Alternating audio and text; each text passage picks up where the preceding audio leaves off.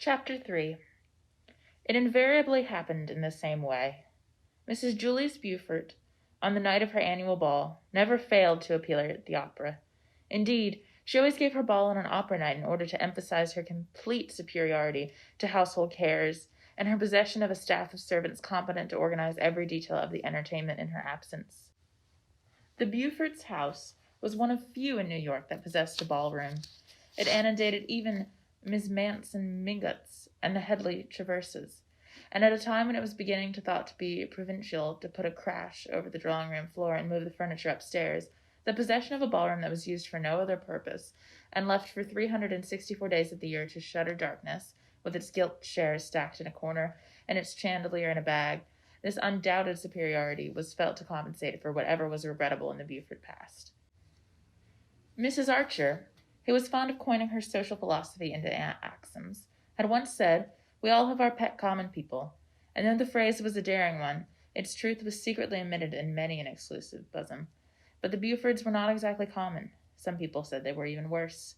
Mrs. Beaufort belonged indeed to one of America's most honored families. She had been the lovely Regina Dallas of the South Carolina branch, a penniless beauty introduced to New York society by her cousin, the imprudent Medora Manson, who was always doing the wrong thing from the right motive.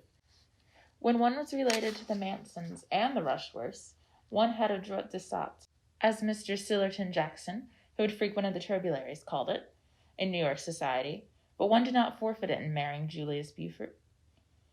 The question was, who was Beaufort? He passed for an Englishman, was agreeable, handsome, ill-tempered, hospitable, and witty.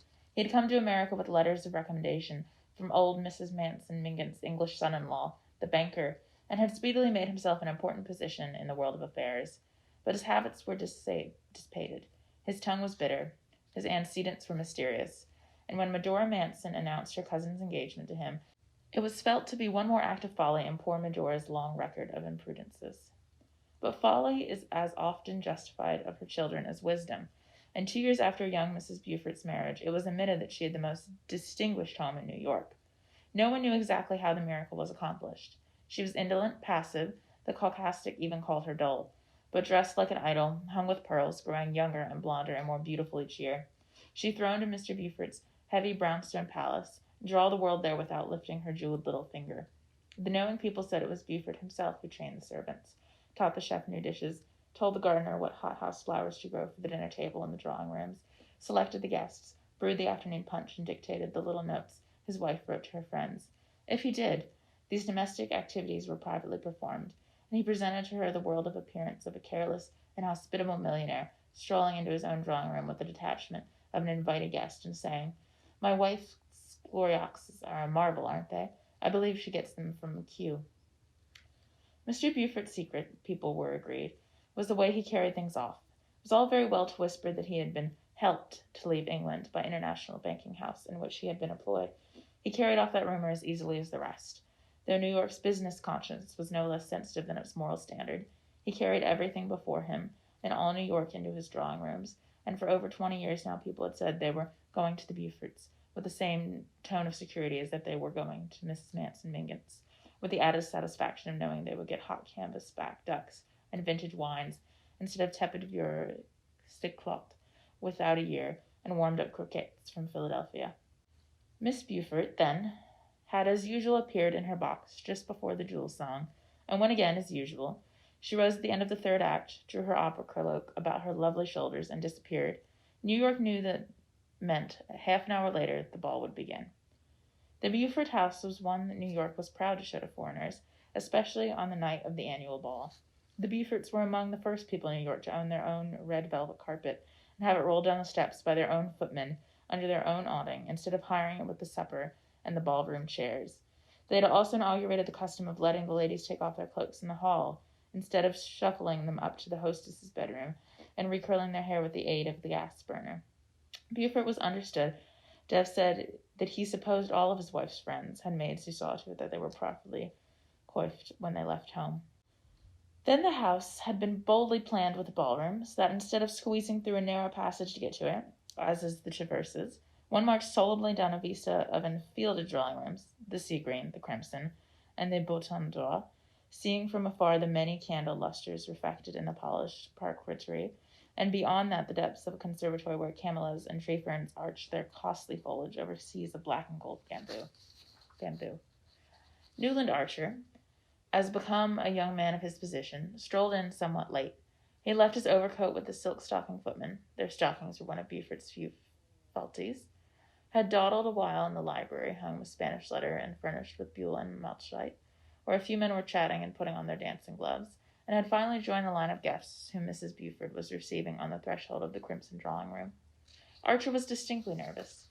He had not gone back to his club after the opera, as the young bloods usually did, but, the night being fine, had walked for some distance up Fifth Avenue before turning back in the directions of the Beauforts' house. He was definitely afraid that the Mingotts might be going too far, that in fact they might have had Granny Mingot's orders to bring the Countess Oleska to the ball. From the tone of the club box, he had perceived how grave a mistake that would be, and though he was more than ever determined to see the thing through, he felt less chivalrously eager to champion his betrothed's cousin than before their brief talk at the opera. Wandering on to the bouton de drawing-room, where Beaufort had the audacity to hang Love Victorious, the much-discussed nude of Bouguereau, Archer found Mrs. Welland and her daughter standing near the ballroom door. Couples were already gliding over the floor beyond. The light of the wax candles fell on the revolving tulle skirts, on girlish heads wreathed with modest blossoms, on the dazzling arrettes and ornaments of the young married women's coiffures, and on the glitter of high-glazed shirt-fronts and fresh lace gloves. Miss Welland, evidently about to join the dancers, hung on the threshold, her lilies of the ballet in her hand. She carried no other bouquet. Her face a little pale, her eyes burning with a candid excitement. A group of young men and girls were gathered about her, and there was much hand-clasping, laughing, and pleasantry, on which Mrs. Welland, standing slightly apart, shed the beam of a qualified approval. It was evident that Ms. Welland was in the act of announcing her engagement, while her mother affected the air of parental reluctance considered suitable to the occasion. Archer paused a moment. It was at his express wish that the announcement had been made, and yet it was not thus that he would have wished to have his happiness known. To proclaim it in the heat and noise of the crowded ballroom was to rob it of the fine bloom of privacy which should belong to the things nearest the heart. His joy was so deep that this blurring of the surface left its essence untouched, but he would have liked to keep the surface pure too. It was something of a satisfaction to find that May Welland shared this feeling. Her eyes fled to his beseechingly, and their look said, "Remember, we're doing this because it's right." No appeal could have found a more immediate response in Archer's breast, but he wished that the necessity of their action could have been represented by some ideal reason, not simply by poor Ellen Oslenka. The group about Mrs. Welland made way for him with significant smiles, and after taking his share of the felicitations, he drew his betrothed into the middle of the ballroom floor and put his arm about her waist. "Now we shan't have to talk," he said, smiling into her candid eyes as they floated away on the soft waves of the blue Danube. She made no answer. Her lips trembled into a smile, but the eyes remained distant and serious, as if bent on some ineffable vision. "Dear," Archer whispered, pressing her to him. It was borne in on him that the first hours of being engaged, even if spent in a ballroom, had them in something grave and sacramental. What a new life it was going to be, with this whiteness, radiance, goodness at one's side. The dance over, the two, as became an affianced couple, wandered into the conservatory, and sitting behind a tall screen of tree ferns and camellias, Newland pressed her gloved hand to his. "You see, I did as you asked me to," she said. "Yes, I couldn't wait," he answered, smiling. After a moment he added, "I only wish it hadn't to be at a ball." "Yes, I know." She met his glance comprehendingly. "But after all, even here we're alone together, aren't we?" "Oh, dearest, always," Archer cried. Evidently, she was going to understand. She was always going to say the right thing. The discovery made the cup of his bliss overflow, and he went home gaily. "The worst of it is that I want to kiss you, and I can't." As he spoke, he took a swift glance about the conservatory, assured himself of their momentary privacy, and catching her to him, laid a fugitive pressure on her lips. To counteract the audacity of this proceeding, he led her to a bamboo sofa in a less secluded part of the conservatory, and sitting down beside her, broke a lily of the valley from her bouquet. She sat silent, and the world lay like a sunlit valley at their feet. "Did you tell my cousin Ellen?" she asked presently, as if spoken through a dream. He roused himself, and remembered that he had not done so. Some invincible repugnance to speak of such things to the foreign woman had checked the words on his lips. No, I hadn't the chance after all, he said, fibbing hastily. Ah. She looked disappointed, but gently resolved on gaining her point. You must, then, for I didn't either, and I shouldn't like her to think. Of course not. But aren't you, after all, the person to do it? She pondered on this.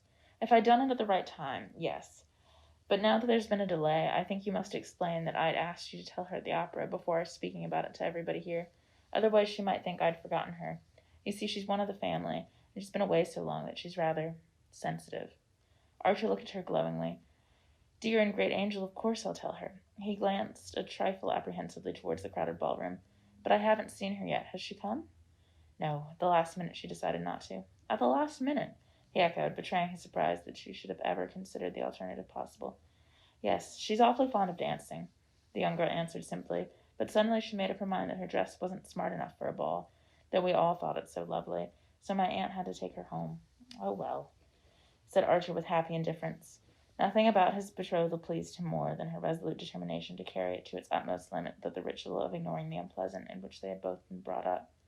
She knows as well as I do, he reflected, the real reason of her cousin's staying away, but I shall never let her see by the least sign that I am conscious of there being a shadow of a shade on poor Ellen Leska's reputation.